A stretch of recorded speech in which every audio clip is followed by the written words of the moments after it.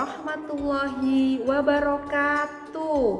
Hai anak-anak, bagaimana kabar kalian hari ini? Semoga semuanya sehat ya. Sebelum kita mulai belajar hari ini, mari kita berdoa terlebih dahulu. Berdoa mulai. Selesai. Hari ini kita akan belajar tentang tema 5 subtema 1, yaitu tentang ekosistem. Anak-anak, mari kita simak video berikut ini.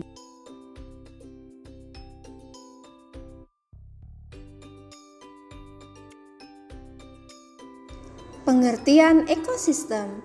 Ekosistem adalah penggabungan dari setiap unit di dalam biosistem yang melibatkan interaksi timbal balik antara organisme dengan lingkungan fisik, sehingga aliran energi akan menuju ke struktur biotik tertentu. Selain itu, ada juga siklus material yang terjadi antara organisme dan anorganisme, dan matahari sebagai sumber dari seluruh energi yang ada. Komponen ekosistem terdiri dari abiotik dan biotik. Abiotik atau yang lebih dikenal sebagai komponen tak hidup adalah komponen fisik dan juga kimia yang bersifat substrat atau kelangsungan hidup dan lingkungan di tempat untuk hidup. Biotik, komponen biotik merupakan komponen yang membentuk suatu ekosistem selain komponen abiotik atau komponen yang tidak bernyawa. Macam-macam abiotik terdiri dari suhu, yaitu proses biologis yang telah dipengaruhi oleh suhu. Selain itu, mamalia dan burung merupakan makhluk hidup yang mengatur suhu di dalam tubuh. Air, ketersediaan air dapat mempengaruhi distribusi organisme. Contoh organisme di gurun akan beradaptasi dengan ketersediaan air di padang pasir. Garam, konsentrasi garam juga akan mempengaruhi keseimbangan air di dalam organisme melalui osmosis. Sinar matahari, intensitas dan kualitas cahaya akan mempengaruhi proses fotosintesis.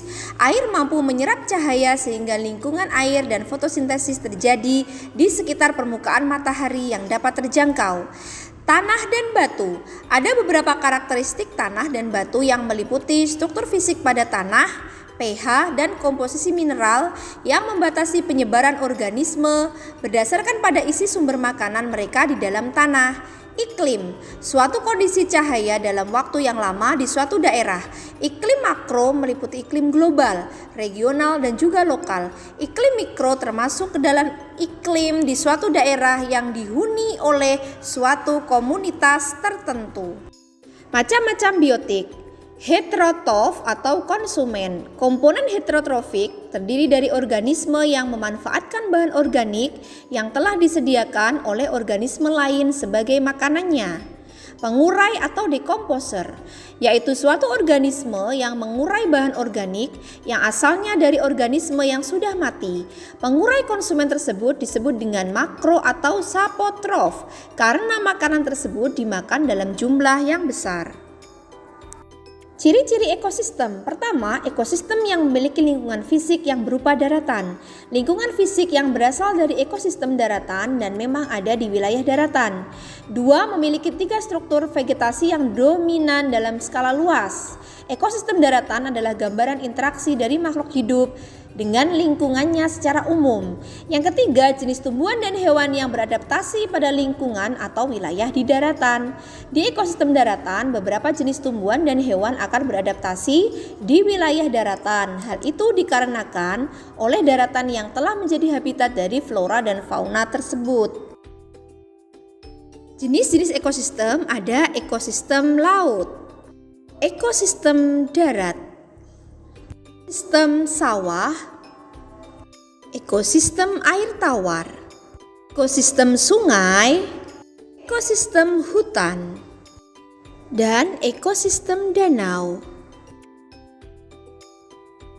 Nah, itu tadi penjelasan tentang ekosistem.